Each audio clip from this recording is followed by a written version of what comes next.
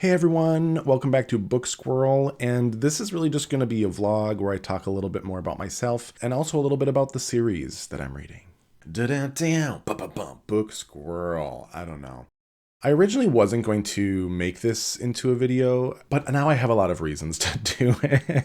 I have been feeling really inspired this month. I've been feeling a lot of energy to go, go, go, which I do need to work on. I need to control myself because that typically is how I hit a wall and then eventually kind of crumble and burn out. And I really don't want to do that with this channel. I've been having so much fun with it. December has just been oddly a really inspirational month for me. I've just had idea after idea after idea, and I've been really enjoying it. But I do want to apologize. It's not my plan to flood your subscription box, especially with videos you might not want to watch. But I think that vlogs are pretty good on BookTube. I think one area that I'm not really doing the best at is really inviting you into my life and inviting you into, my world, which I've noticed is a very common thing among booktubers, is to really get to know the person. I can struggle with that a little bit, which is one of the reasons that I'm making this video. Now, I would like to just talk off the cuff, but I know that when I do that, I will talk in circles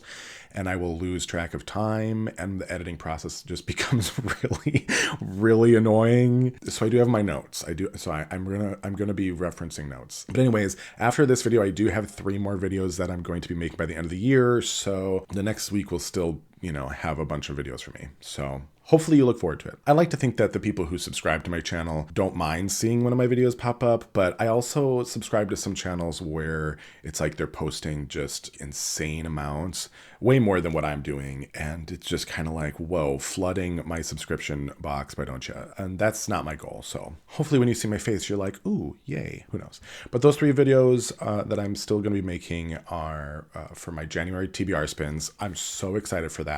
I did need to make this video first because of the series part of this video, which I'll get to later, but that affects my wheels. So I needed to do this video before my January TBR spins, but I'm so excited to see what I spin and for reading, in the next month. I also have my Dune review video that I'm going to be doing. I'm about this far in. So I don't know, I guess I would call that like 2/5. I've been taking my sweet, sweet time with this. I'm really impressed with how steady of a pace I've been reading, and I've been getting these videos out and I've been pushing myself. After I spun 2,600 pages in my last TBR video, I was like, well, I'm gonna have to get serious kind of thing. And so I've just been going ham. And I found myself with extra time to read Dune, and I've been taking it. And I found that my reading capacity has really strengthened over the last few months because of how much I've been reading. I was nervous. I was like, I'm not gonna get to 2,600 pages. And now I had free time. So I'm gonna, after this video, and after my TBR spins, even throughout, I'm really going to be reading. And I do have another surprise video that will happen either before or after my Dune review. It really depends on how fast I get through the book. So those videos are interchangeable. But I've been working. Yesterday I spent all day working on a graphic, and it's meant for next year, and it's a little game. I know that BookTube loves their games, and I just got inspired the other night because why not add more to my plate? But I really like what I've created, so I'll have another video on that as well. Now, before I talk about anything else, I do feel like I owe something to you. I'm someone who tends to avoid things. I have a very avoidant personality in ways, and I also have some demand avoidance, and I also have some executive dysfunction, and gotta love being spicy, right? But I tend to put off certain things that then turn those things into events that are way bigger than they should be. And one of those is my name. I'm ending my 4th month on BookTube, and I haven't told you guys my name for a variety of reasons, but I just want to put it out there. And yes, I'm even just by having this intro, I'm making it even bigger than it should be. But my name is Robbie. Nice to meet you. It feels really weird to say that, but I've been putting that off for a few reasons. I am someone who loves to write. I haven't been writing that much over the last few months. I've been really focusing on my reading, and I do feel like I needed to read more books to really become a better writer. I think that's an important part of the process for me. But I am someone who likes to write, and I do have the dream of someday publishing a book, whether that be self-publishing. I don't know. I really don't know if I have the energy to go through the process of hoping that a publisher picks me up. I don't consider myself to be anything that special, so I'm like, well, maybe I'll save myself the rejection trauma, and which I'm very sensitive to, and just maybe self-publish. But I don't know. At some point, I do want to do that, and that's a goal that I've had for a while. This channel has made me rethink some of that. But I bring that up because I was like, well, I would like to have a pen name. I don't really feel super comfortable just saying, here's all my information. I don't think I'm going to be giving you my last name anytime soon, if that's even a thing. And so I wanted to leave space for pen name. But you know what? I realized even in a pen name, I want to use my true first name. It's Robert, but I've always gone by Robbie. That was my nickname as a kid. I never felt the desire to grow out of that name. I've always clung to Robbie. In my 20s, people acted like I was stupid for not changing it to something more adult.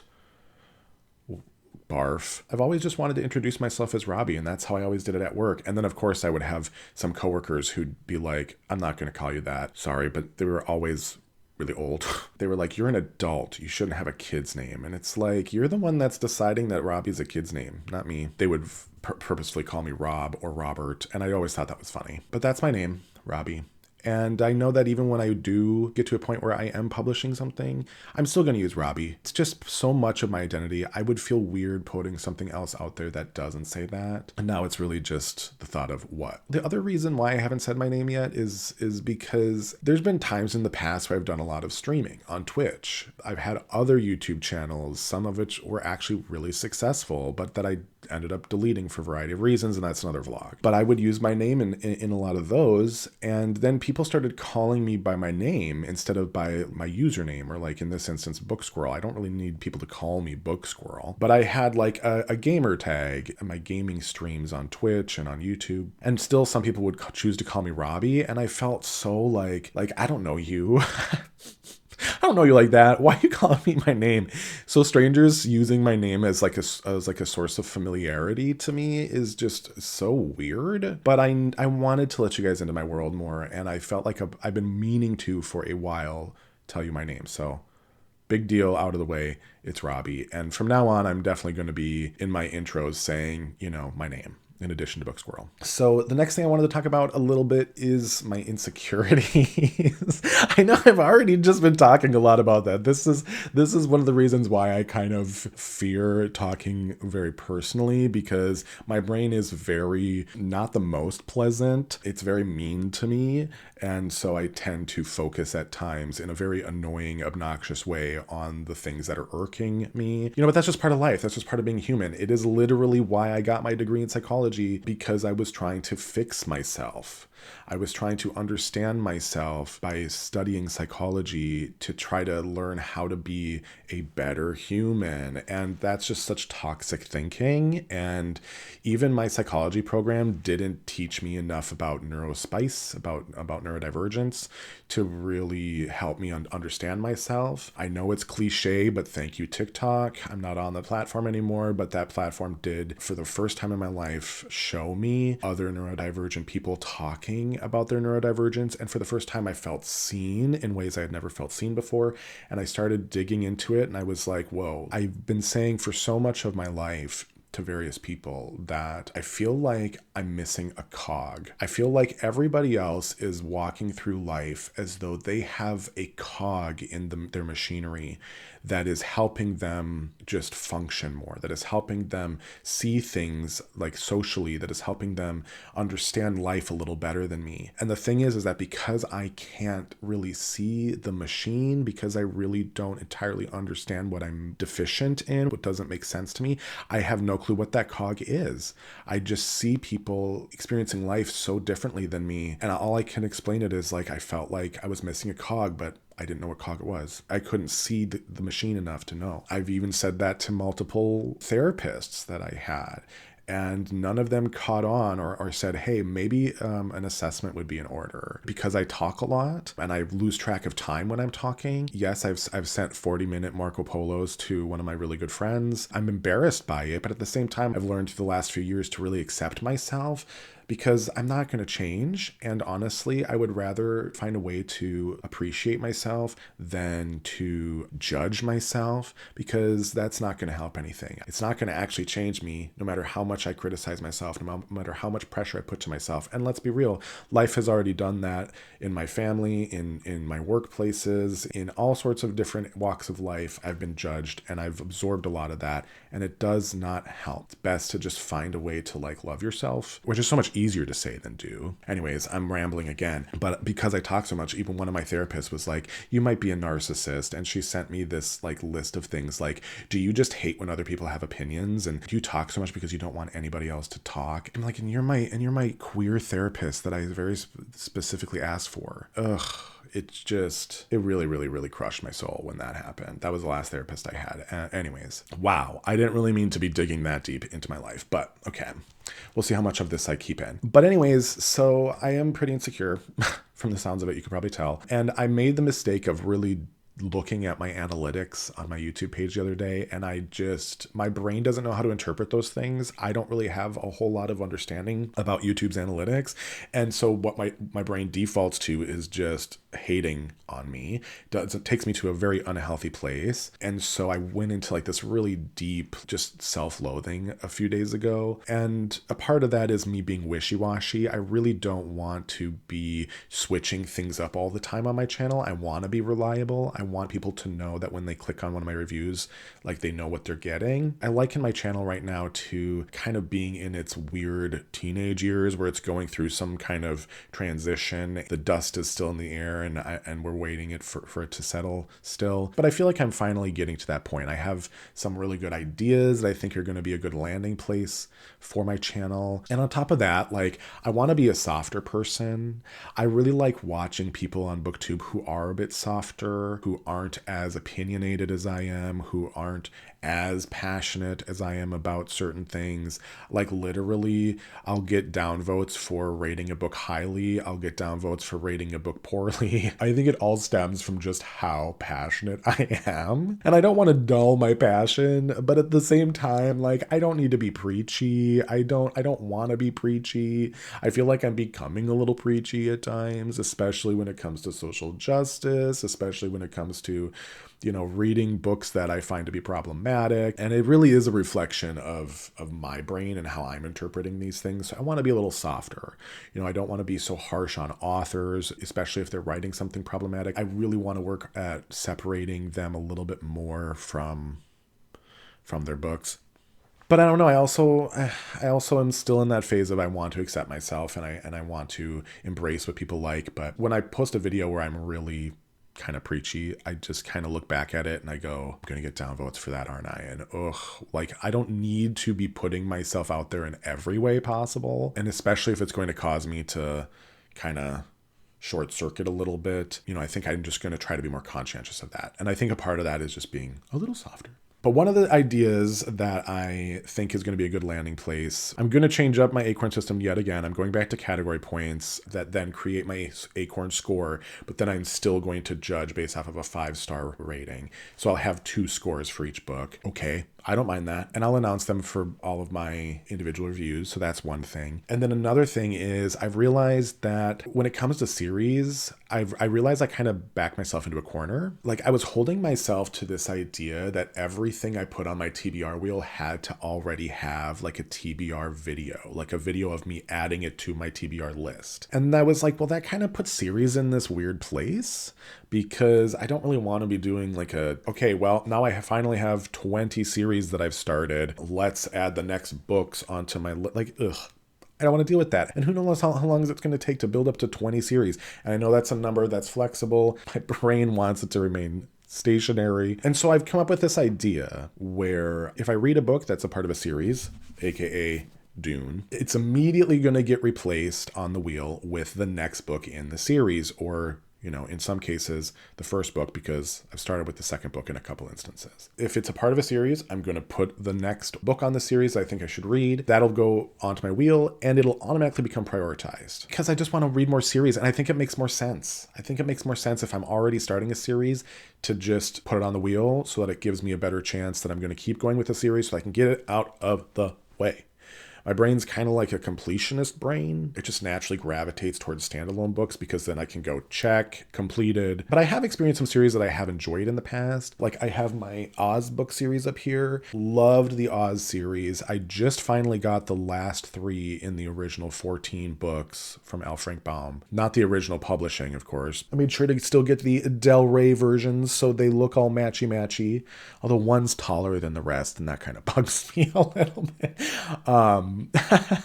But I read a lot of those as a kid. I read all of the Harry Potters in my teenage years. Sad to hear about what's going on with J.K. Rowling. I will say trans people are people and they deserve love and they are entire beings. I'm not going to go back into preaching this, but that's important. So I've kind of given up on anything that's in that Harry Potter realm. Maybe I'll go back if she ends up passing the baton to a new writer or something of the series. So that's kind of been a bummer because I really did like those books. They're probably the series I've read the most. And I've enjoyed some comic book series, but overall, like transitioning to adult life, series has not been my best friend. I did start reading Game of Thrones and I did start reading Lord of the Rings. I finished 1 or 2 books from those series, and it just feels weird when I have a series that's just like hanging out there, right? And so I've really purposefully kind of avoided really, really specific series books, although there's still some on my TBR. So, having said all that, I looked back at the books that I've read this year. Dune Messiah was already on my list, but now it's going to be on my list and chunkier. But I look back onto all the books that I've read, and I have found that I have already started 6 other series that now need to be put back on my wheel. And I'm going to announce these series just briefly here and then show you the final wheel before the TBR spins in my next video. But in the order that I read them, first up, I read Blind Sight, which is the first book in the Firefall series by Peter Watts. After that comes The Colonel, which is technically 1.5. And then Echopraxia, which is book 2 in the series. The Colonel is like super short. And I looked it up. I'm like, do I have to read this? And apparently, if I want to understand what's going on in Echopraxia, it is highly recommended. They were both released in the same year. Why not just put The Colonel as like supplemental inside of Echopraxia? I don't entirely understand that call, but I'm adding them both to the wheel as one wedge. And once I spin that, I will read The Colonel and then Echopraxia. Then sometime after that, I read Ray Bradbury's Something Wicked This Way Comes, which is technically book 2 in his Greentown series. So I'm adding the first book of that series, Dandelion Wine. This sounds more like a lit fic than it is like a spooky book. It seems like Something Wicked This Way Comes was kind of like a deviation from what Ray Bradbury had already established in the town, but I'm looking forward to it. It's got a cute cover, and they're even coming out with another version of this book later this year. So I was like, well, who knows? Maybe if I spin it late enough, I can get the new version. Then later after that, I read The Exorcist by William Peter Blatty, and that is book 1 of his Exorcist series. And so I'm adding book 2, Legion, to my wheel. Then I read Rendezvous with Rama by Arthur C. Clarke, which is book 1 in his Rama series. So I'm adding Rama 2, literally called Rama 2, but with Roman numerals. So Rama Roman numeral 2. I'll add that to the list. Then after that, I read Parable of the Sower by Octavia E. Butler. That is book 1 in her Earthseed series. Parable of the Talents is book 2 in the Earthseed series. That's going on my wheel. And then finally, I also started the Culture series by Ian M. Banks when I read Consider Phlebas. And as much as I, hated on that book, I really do want to keep reading this series. I've heard many good things about this series, and I've heard the rest of the series is very different from Consider Phlebas. So I'm adding his second book, which is The Player of Games, to the wheel. I really want the published version of this that has the beautiful yellow cover because I have the blue cover for Consider Phlebas and they just match.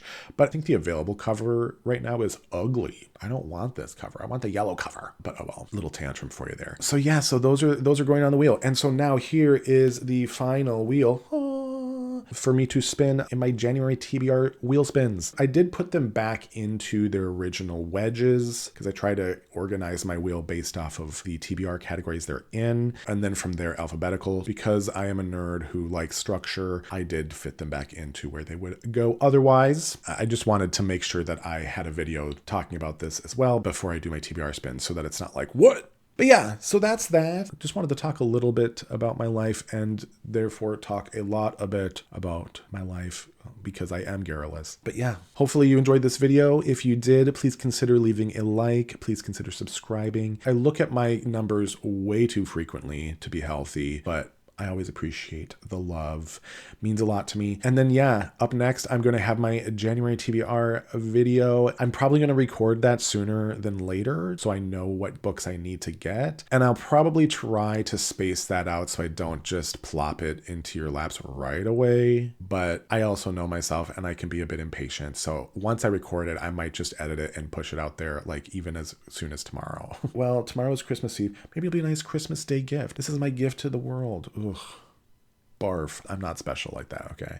But this is the gift that I can give. All right. What series are you in the middle of reading? I'd love to know. Please let me know in the comments. And until next time, I hope you have a wonderful whatever. I'll talk to y'all later. Book Squirrel out, aka Robbie out.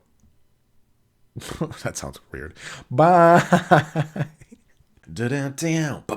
Book Squirrel. I don't know.